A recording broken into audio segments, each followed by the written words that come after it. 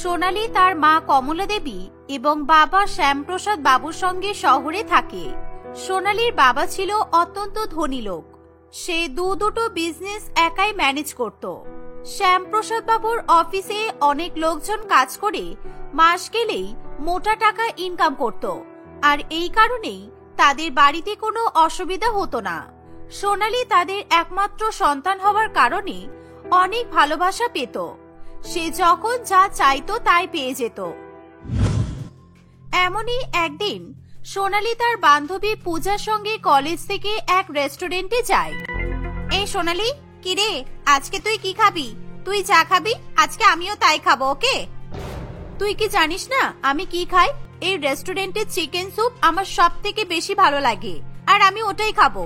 তাহলে তুইও আজকে আমার সঙ্গে চিকেন স্যুপ খাবি তো?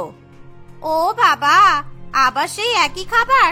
আচ্ছা, এই খাবারটা ছাড়া কি আর অন্য কোনো খাবার নেই? আমি তো সবসময় অন্য রকমের খাবার খাই, ম্যাগি, চাউমিন, এগ রোল। তোর কি এসব কিছুই পছন্দ হয় না? না রে, আমার এসব একদম পছন্দ হয় না। আমার শুধু চিকেন স্যুপ খেতেই ভালো লাগে, আর আমি ওটা ছাড়া এই রেস্টুরেন্টে কেন আর অন্য কোনো রেস্টুরেন্টে কিছুই খাই না। এই রেস্টুরেন্টের চিকেন স্যুপটা কিন্তু আমার দারুণ লাগে। আমি তো ভাবছি চিকেন স্যুপটা যে বানাই তার কাছ থেকে রেসিপিটা শিখে নেব, কি বলিস? তুই আর রেসিপি? বাবা রে বাবা, আরো যে কত কিছু দেখতে হবে কে জানে। কিন্তু তুই হঠাৎ করে রেসিপি শিখতে যাবি কেন? তোর বাবা এত ধনী, বাড়িতে দুটো কাজের লোক আছে, তারা থাকতে তোর বাবা তোকে রান্নাঘরে ঢুকতে দেবে? ঢুকতে দেবে না মানেটা কি? আমি চাইলে সব জায়গাতেই যেতে পারি। আমি রান্নাঘরে চিকেন স্যুপ বানানো শিখে নেব, তারপর মা বাবাকে খাওয়াবো। হ্যাঁ, একটু আধটু রান্নাঘরের কাজ শিখে রাখাও ভালো। তুই তো কিছুই পারিস না, মায়ের কাছ থেকে সব শিখে নিস, কিন্তু পরে কাজে আসবে। শ্বশুর বাড়ির লোকেরা যদি এত ধনী না হয় তাহলে তখন তোকেই তো কাজ করতে হবে, তাই না? দেখ, আমার বাবা সবসময় বলে আমার নাকি অনেক ধনী পরিবারে বিয়ে দেবে, কোনো গরিব পরিবারে বিয়ে দেবে না। এই কারণে বাবা বিজনেসম্যান বা বিজনেসম্যানের ছেলেদেরকেই পছন্দ করে, আর তারা যদি ধনী হয় তাহলে আমার তো সারা জীবনের মতোই ছুটি। হ্যাঁ, সেটা তো ঠিকই বলেছিস, কিন্তু কার ভাগ্যের চাকা কখন যে ঘুরে যায় সেটা তো কেউ বলতেই পারবে না। ধনী থেকেও কেউ গরিব হয়ে যায়, আবার গরিব থেকেও কেউ ধনী হয়ে যায়। আচ্ছা চল, এখন এসব বাদ দে। কথা বলতে বলতে কত সময় হয়ে গেল বলতো? খাবারটা অর্ডার কর। পূজা এবং সোনালী রেস্টুরেন্টে বসে বসে এইসব কথাবার্তা আলোচনা করতে থাকে। সোনালী একটা ওয়েটারকে ডেকে চিকেন স্যুপ অর্ডার করে দেয়, আর তার থেকে এই রেসিপিটা জানার জন্য অনুরোধ করে। সোনালীর এত অনুরোধের জন্য ওয়েটার তাকে এক রাঁধুনির কাছে নিয়ে যায়, যে চিকেন স্যুপ খুব ভালো করেই বানাতে পারত। আপনি আমাকে শুধু এটা কেমন করে বানাতে হয় আর কি কি লাগে এসব কিছু শিখিয়ে দিন না প্লিজ, তারপর আপনার যত টাকা লাগে আমি দেব। ঠিক আছে, আমি তোমাকে সবকিছু লিখে দিচ্ছি, কত কি মশলাপাতি লাগে আর কি কি জিনিস লাগে। তুমি যদি সেই হিসেবেই চলো তাহলে তুমি একই রকম টেস্ট আর একই রকম চিকেন স্যুপ বানিয়ে ফেলতে পারবে, কোনো অসুবিধা হবে না। এই বলে রাঁধুনি তাকে কিছুক্ষণের মধ্যেই চিকেন স্যুপ বানানোর রেসিপি লিখে দেয়। তখন সোনালী খুশি হয়ে তাকে কিছু টাকা দেয় আর সেখান থেকে বাড়ি ফিরে আসে। এরকম ভাবেই দেখতে দেখতে কিছুদিন কাটে। একদিন সোনালী যখন চিকেন স্যুপ বানানোর জন্য রান্নাঘরে ঢুকতে যাচ্ছিল, তখন তার মা তাকে বলে, কিরে, আজ হঠাৎ কোন দিকে সূর্য উঠেছে? আমি তো সেটাই বুঝতে পারছি না। তুই হঠাৎ করে রান্নাঘরের দিকে কেন যাচ্ছিস বলতো? তুই তো ওদিকে কখনোই যাস না। তোর কিছু লাগলে আমাকে বল, আমি নিয়ে এসে দিচ্ছি। তা না হলে কোথায় কি আছে তুই খুঁজেই পাবি না, কারণ তুই তো জানিসই না রান্নাঘরের কোন জিনিসটা কোথায় আছে। মা, আমি সব খুঁজে নেব, এই নিয়ে তোমাকে চিন্তা করতে হবে না। জানো তো মা, আজকে না আমি একটা নতুন রেসিপি বানাবো। আর হ্যাঁ, বাবা যখন উঠবে তখন বাবাকেও অপেক্ষা করতে বলবে, ঠিক আছে? এই বলে সোনালী রান্নাঘরে চলে যায়। রান্নাঘরে গিয়ে চিকেন স্যুপ বানানোর মশলা জোগাড় করতে থাকে। কিছুক্ষণ পর সোনালীর বাবা শ্যামপ্রসাদ বাবু অফিসে যাওয়ার আগে বলে, শুনছো কি গো, কোথায় গেলে? আরে বাবা, আমার খাবারটা কোথায়? কি ব্যাপার, টেবিলে এখনো খাবার রেডি করনি কেন? কটা বাজে দেখেছো? আমাকে অফিসে বেরোতে হবে তো। সে তো বুঝতেই পারছি, কিন্তু আজকে যে অফিসে যেতে তোমার একটু লেট হবে, কারণ আজকে তোমার মেয়ে তোমাকে অপেক্ষা করতে বলেছে। ও নাকি রান্নাঘরে নতুন একটা রেসিপি বানাচ্ছে, ওটাই হয়তো টেস্ট করাবে তোমাকে, বুঝলে? কি, সোনালীকে তুমি রান্নাঘরে ঢুকিয়ে দিয়েছো? তোমাকে আমি কতবার বলেছি মেয়েটাকে কোনো রান্নাঘরে ঢুকতে দেবে না। বাড়িতে রান্না করার জন্য, বাড়ির কাজকাম করার জন্য দুটো চাকর রেখে দিয়েছি, তাতেও কি তোমার শান্তি হচ্ছে না? হ্যাঁ, তুমি তো আমাকেই ভুল বোঝো সব সময়, আর আজকেও ভুলটা বুঝে নিলে। আরে বাবা, আমি তো তোমার মেয়েকে বললাম, কিন্তু তোমার মেয়ে তো বললো বাবাকে অপেক্ষা করতে বলবে, এই বলে চলে গেল। এবার আমি কি করব? কমলা দেবীর কথা শেষ হতে না হতেই তখনই সেখানে সোনালি চিকেন স্যুপ বানিয়ে নিয়ে চলে আসে। বাবা, তুমি মায়ের উপর শুধু শুধু রেগে যেও না তো। আসলে আমি নিজের ইচ্ছে রান্নাঘরে গেছি। এই দেখো, আজকে আমি একটা নতুন খাবার বানিয়েছি, চিকেন স্যুপ। এই চিকেন স্যুপ খেতে আমার অনেক ভালো লাগে, তাই আমি তোমাদের জন্য বানিয়েছি। নাও, একবার টেস্ট করে দেখো তো কেমন হয়েছে। এই বলে সোনালি তার বাবা মাকে চিকেন স্যুপ খেতে দেয়। চিকেন স্যুপ খেয়ে শ্যামপ্রসাদ বাবু আর কমলা দেবী দুজনেই অনেক প্রশংসা করে। খাওয়া দাওয়া শেষ করে শ্যামপ্রসাদ বাবু অফিসে বেরিয়ে যায়। এদিকে কমলা দেবী নিজের রুমে চলে যায়। বাবা মায়ের মুখে এত প্রশংসা শুনে সোনালিও অনেক খুশি ছিল। এরকম ভাবেই দেখতে দেখতে কিছুদিন কাটে। একদিন সোনালির বাবা সোনালির জন্য এক পাত্র খোঁজে। না সোনালী, এদিকে আয়, তোর সঙ্গে আমার কিছু কথা আছে। আমি এই পাত্রটাকে আমার একমাত্র মেয়ের জন্য পছন্দ করেছি, দেখে বলো তো কেমন হয়েছে? হ্যাঁ, দেখতে তো ভারী সুন্দর। আমাদের সোনালির সঙ্গে কিন্তু খুব ভালোই মানাবে। সোনালি মা, দেখ তো, তোর পছন্দ হয়েছে তো? তোমাদের পছন্দ মানে আমার পছন্দ। তোমরা পছন্দ করেছো আর সেটা কি খারাপ হতে পারে? ঠিক আছে বাবা, তুমি যদি এই ছেলেটার সঙ্গে আমার বিয়ে দিতে চাও, তাহলে আমি এই ছেলেটাকে বিয়ে করতে রাজি আছি। সোনালির মুখে এই কথা শুনে তার বাবা মা দুজনেই খুবই খুশি হয়। দেখতে দেখতে কিছুদিন কাটে। শ্যামপ্রসাদ বাবু যেই পাত্রটাকে দেখেছিল তার নাম ছিল স্বপন। স্বপন তার মা নীলিমা দেবীকে নিয়ে সোনালীকে দেখতে আসে। স্বপনকে এবং তার মাকে দেখে সোনালীর একটু কেমন যেন মনে হচ্ছিল, কিন্তু সে আবার মনে মনে ভাবে, না, দেখে মনে হচ্ছে যেন অনেক দরিদ্র, কিন্তু বাবা তো বলেছিল আমার দরিদ্র ছেলের সঙ্গে বিয়ে দেবে না। না না, তেমন কিছু নয়, এরা নিজেদের টাকা পয়সা দেখাতে চায় না, তাই হয়তো এরকম জামা কাপড় পরে এসেছে। কিন্তু মানুষের বাড়িতে গেলে কেউ কি এরকম ধুলো ময়লা নোংরা জামা কাপড় পরে যায়?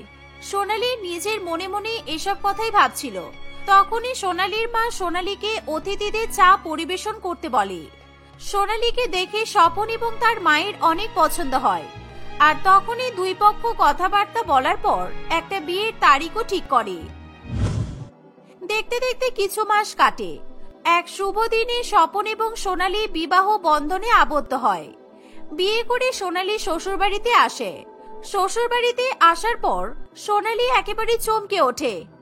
এ মা, এটা আমি কি দেখছি স্বপন? এটা তুমি কাদের বাড়িতে নিয়ে এসেছো? তোমাদের এরকম বাড়ি কেন? বাবা সব জেনে শুনে এটা কিভাবে আমার সঙ্গে করতে পারলো? সোনালী, এটা তো আমার নিজের বাড়ি। এখানে আমি আর আমার মা থাকি।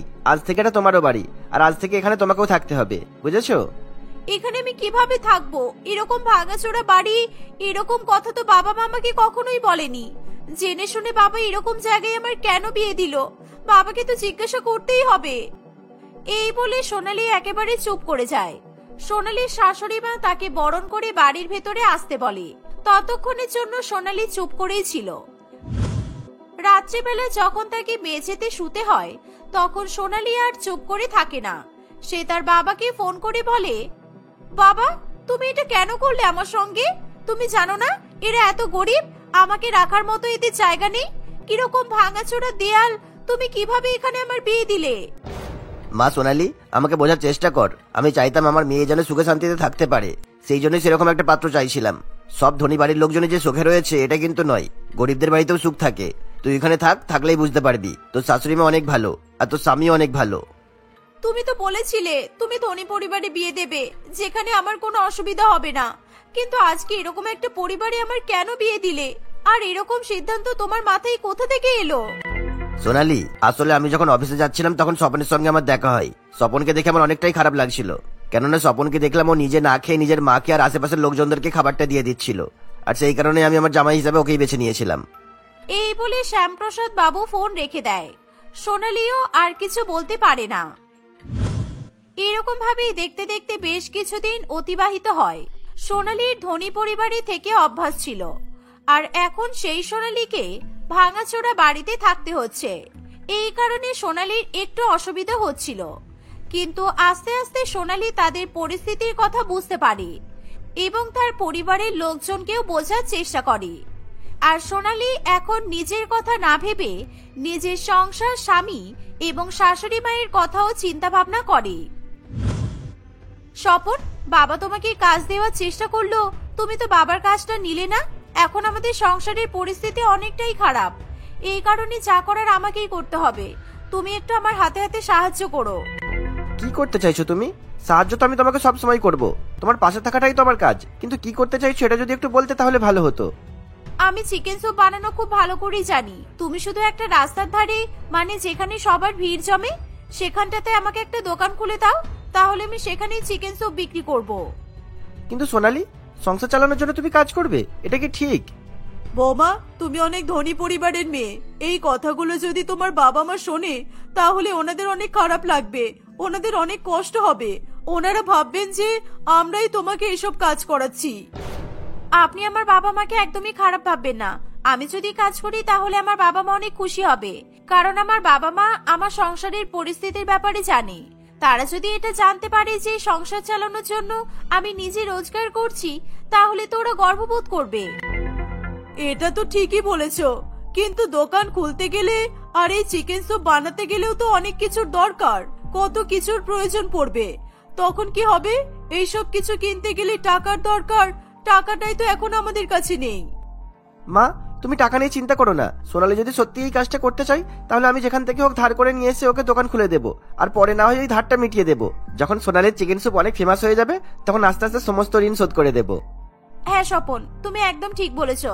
আমি জানি, আর আমার পুরো বিশ্বাস চিকেন স্যুপের দোকান এখানে কারোরই নেই। আমি যদি দোকান খুলি তাহলে সবাই ঠিক আসবে, তখন আমার নিশ্চয়ই বিক্রি হবে আর অনেক টাকাও আসবে।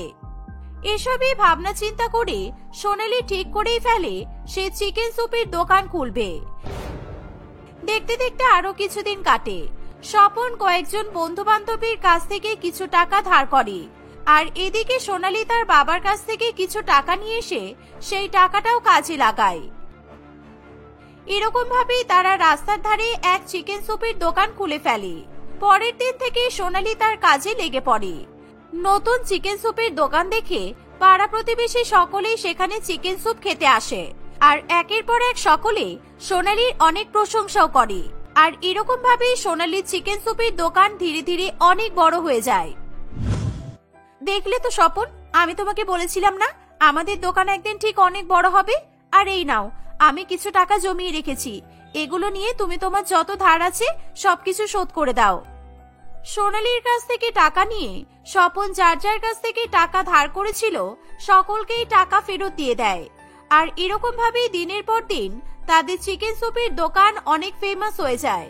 এখন তাদের পরিস্থিতি আগের থেকে অনেক ভালো হয়ে যায়, আর এটা দেখে সোনালীর বাবা মাও অনেক খুশি হয়।